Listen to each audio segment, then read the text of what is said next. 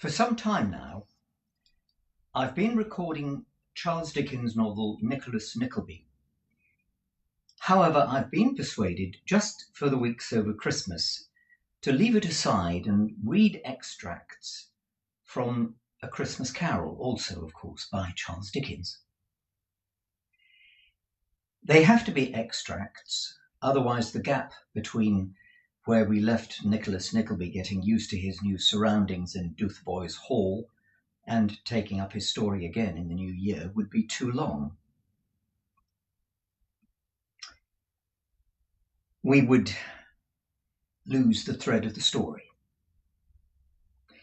Perhaps we can return to Scrooge and read his full tale next year, but for now, we must content ourselves with the last two parts of the story, staves 4 and 5. And today we hear about the visit of the spirit of Christmas yet to come. Because it's quite a long chapter, I shall read it in two parts. Next week, we shall come to the final section of the book, which Dickens called the end of it. All the same, to make sure that what you're about here makes sense, let me briefly mention just a few of the events and characters we meet in staves 2 and 3. In stave 2, the visit of the spirit of Christmas past, we meet Scrooge as a boy and a young man.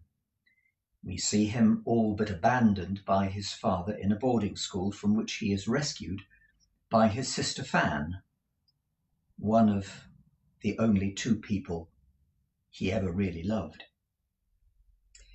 We see her dying and commending her son, Scrooge's nephew, to his care. We see Scrooge himself losing the only other love of his life, the girl he had asked to marry him, and turning slowly into the grasping miser he became.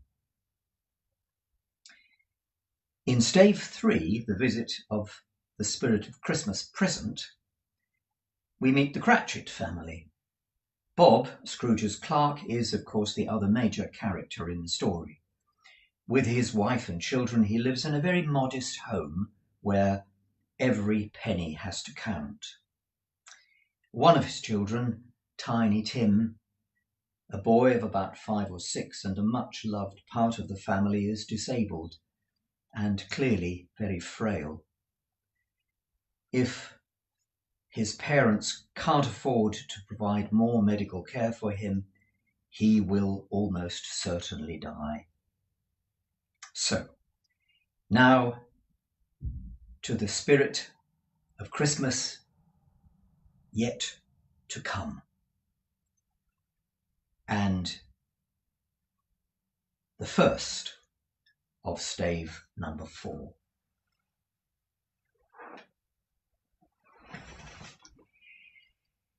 The phantom grew slowly, gravely nearer, silently approaching. When it had come near him, Scrooge bent down upon his knee, for in the very air through which this spirit moved, it seemed to scatter gloom and mystery. It was shrouded in a deep black garment which concealed its head, its face, its form, and left nothing of it visible save one outstretched hand. But for this, it would have been difficult to detach its figure from the night and separate it from the darkness by which it was surrounded. He felt that it was tall and stately when it came beside him, and that its mysterious presence filled him with a solemn dread. He knew no more, for the spirit neither spoke nor moved. I am in the present of the ghost of Christmas yet to come? asked Scrooge. The spirit answered not, but pointed onward with its hand. You are about to show me shadows of the things that have not happened, but will happen in time before us. Scrooge pursued. "Is that so, Spirit?"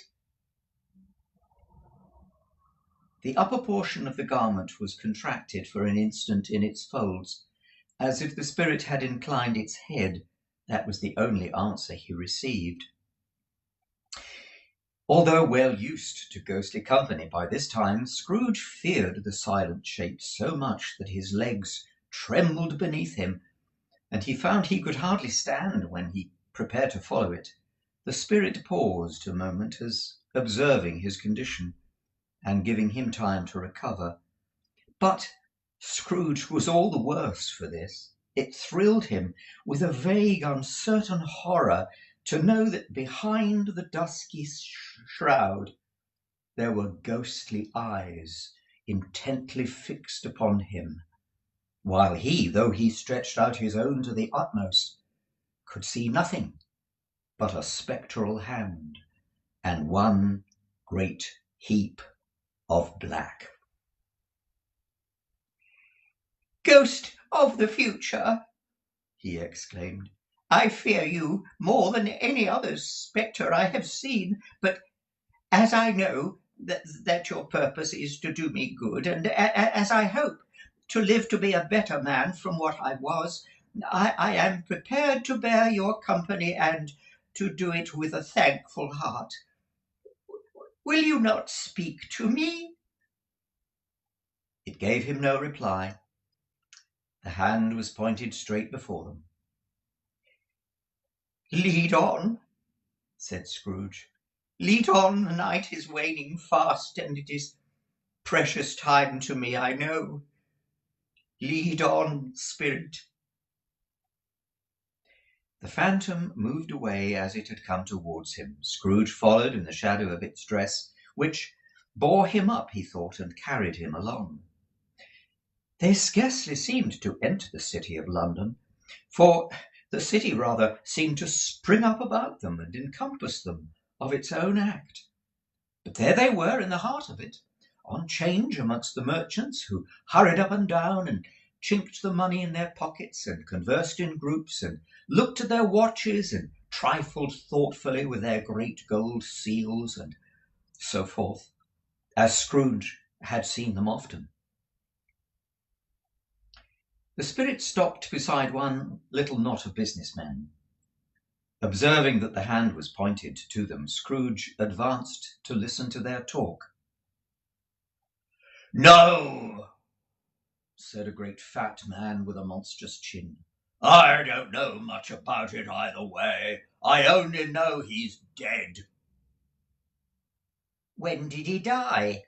inquired another. "Last night, I believe." "What was the matter with him?" asked a third, taking a vast quantity of snuff out of a very large snuff-box. "I never thought he'd die."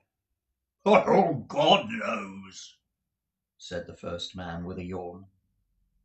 "What's he done with his money?"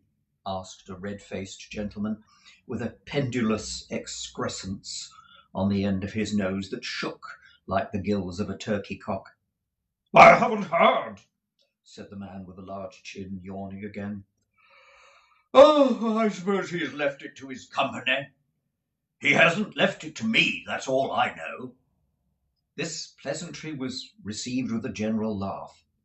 "It's likely to be a very cheap funeral," said the same speaker. "for upon my life I don't know of anybody who's going to it. Oh, suppose we make up a party and volunteer." "I don't mind going if a lunch is provided," observed the gentleman with the excrescence on his nose. "But I must be fed if I make one." Another laugh.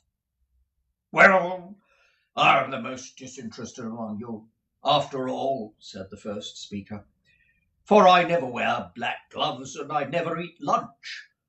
But I'll offer to go if anybody else will come with me. When I come to think of it, I'm not at all sure that I wasn't his most particular friend, for we used to stop and speak whenever we met. Bye-bye." Speakers and listeners strolled away and mixed with other groups. Scrooge knew the men and looked towards the spirit for an explanation. The phantom glided on into a street. Its finger pointed to two persons meeting. Scrooge listened again, thinking that there might be an explanation here. He knew these men also perfectly. They were men of business, very wealthy and of great importance. He had made a point always of standing well in their esteem. In a business point of view, that is, strictly in a business point of view. "How are you?" said one. "How are you?" returned the other. "Well," said the first, "Old Scratch has got his own at last, eh?" "So I'm told," returned the second. "Cold, ain't it? Seasonable for Christmas time. You're not a skater, I suppose?" "No, no. Something else to think of. Good morning." Not another word. That was their meeting, their conversation, and their parting. They left the busy scene and went into an obscure part of the town where Scrooge had never penetrated before, although he realized its situation and its bad repute. The ways were foul and narrow, the shops and houses wretched, the people half naked, drunken, slipshod, ugly, alleys and archways like so many cesspools disgorged their offences of smell and dirt and life upon the straggling streets, and the whole quarter reeked with crime, with filth and misery. Far in this den of infamous resort, there was a low-browed beetling shop below a penthouse roof, where iron, old rags, bottles, bones, and greasy offal were bought. Upon the floor within were piled up heaps of rusty keys, nails, chains, hinges, files, scales, weights, and refuse iron of all kinds.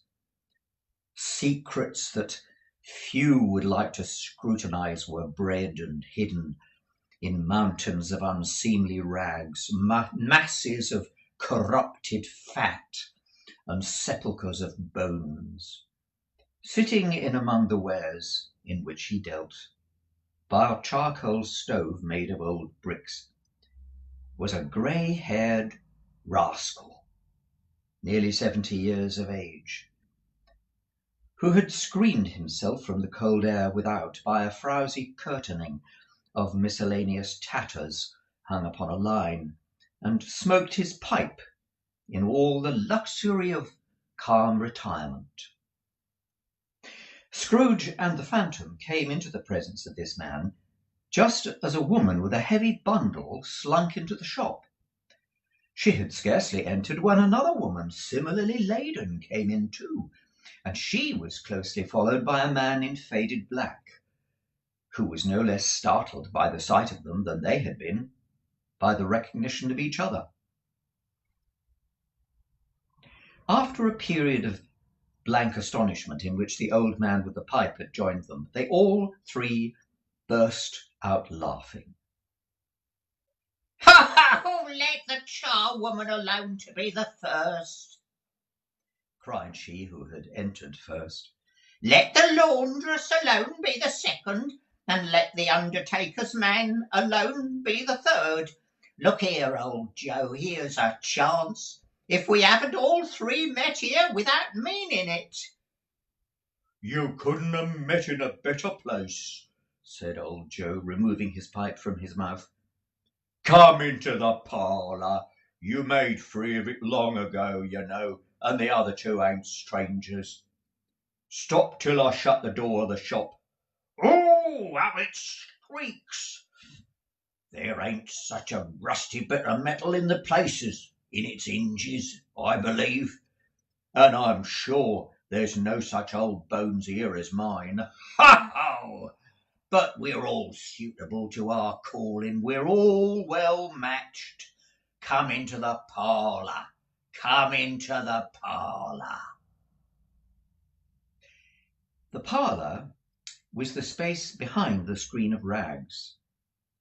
The old man raked the fire together with an old stair rod, and having trimmed his smoky lamp, for it was night, with the stem of his pipe, put it into his mouth again. While he did this, the woman who had already spoken threw her bundle on the floor and sat down in a flaunting manner on a stool, crossing her elbows on her knees and looking with a bold defiance at the other two. What odds then? What odds then, Mrs. Dilber? Said the woman. Every person has a right to take care of themselves. He always did. That's true indeed, said the laundress. No man more so.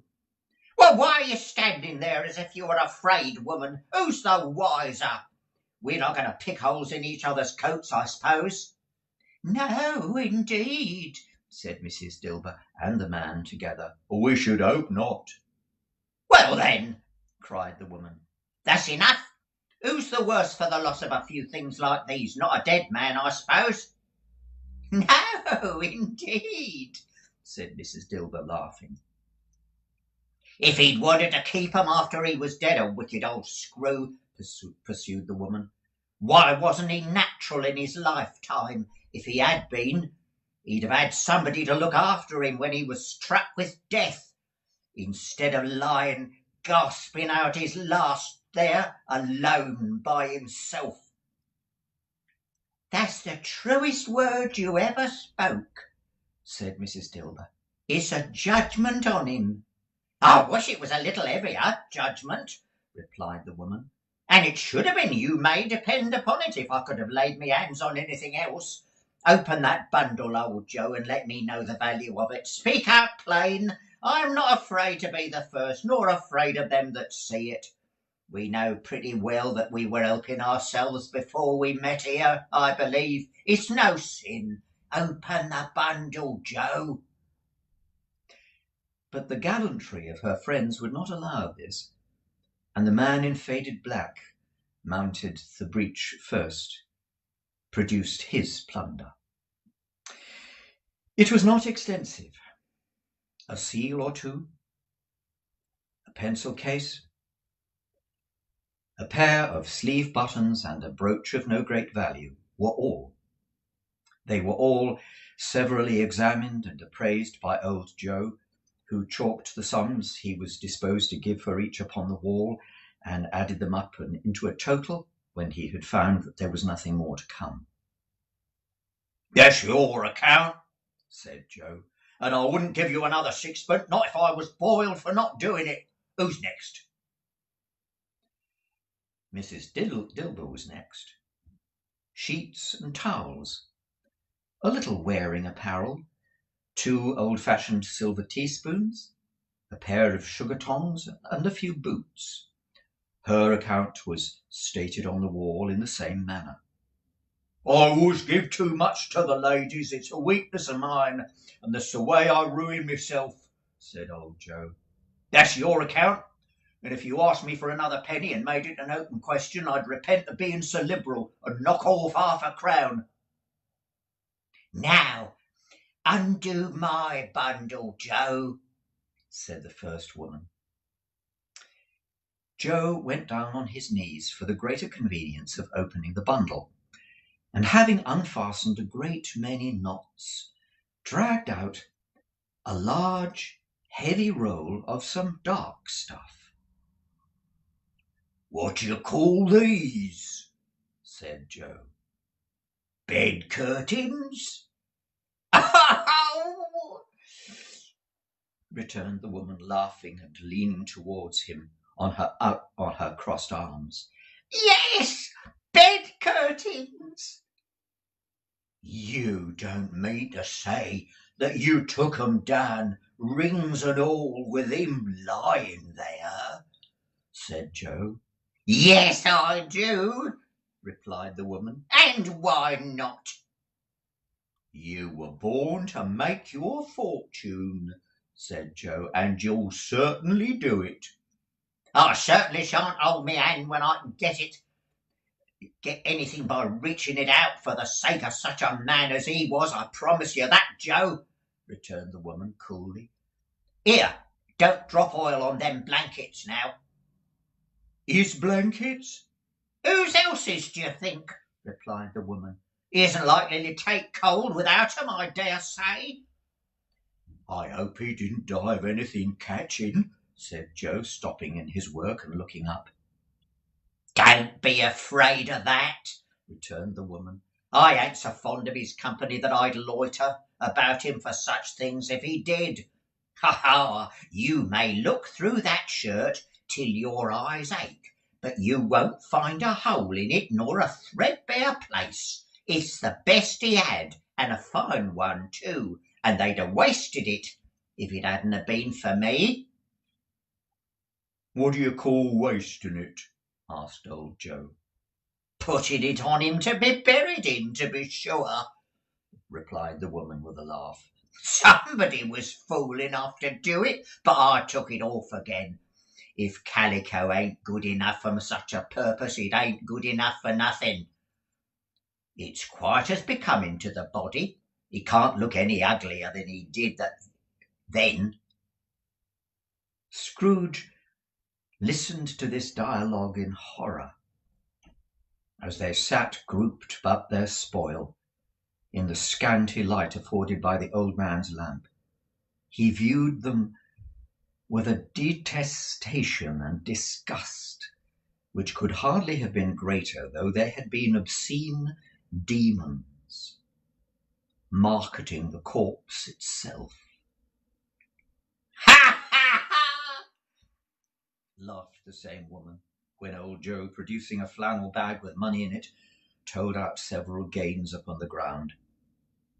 This is the end of it, you see. He frightened everyone away from him when he was alive, to profit us when he was dead. Ha ha ha ha! Spirit, said Scrooge, shuddering from head to foot, I see. I see. The case of this unhappy man might be my own. My life tends that way now. Merciful heaven, what is this? He recoiled in terror, for the scene had changed, and now he almost touched a bed. A bare, uncurtained bed, on which, beneath a ragged sheet, there lay a something covered up, which, although it was dumb, announced itself in awful language. The room was very dark, too dark to be observed with any accuracy, though Scrooge glanced around it in obedience to a secret impulse, anxious to know what kind of room it was. A pale light rising in the outer air fell straight upon the bed, and on it, plundered and bereft, unwatched, unwept, uncared for, was the body of a man. He lay in the dark, empty house, with not a man or woman or a child to say that he was kind to me in this or that, and for the memory of that one kind word I will be kind to him. A cat was tearing at the door, and there was a sound of gnawing rats beneath the hearthstone. What they wanted in that room of death, and why they were so restless and disturbed, Scrooge did not dare to think. Spirit, he said, this is a fearful place. In leaving it, I shall not leave its lesson. Trust me. Let us go.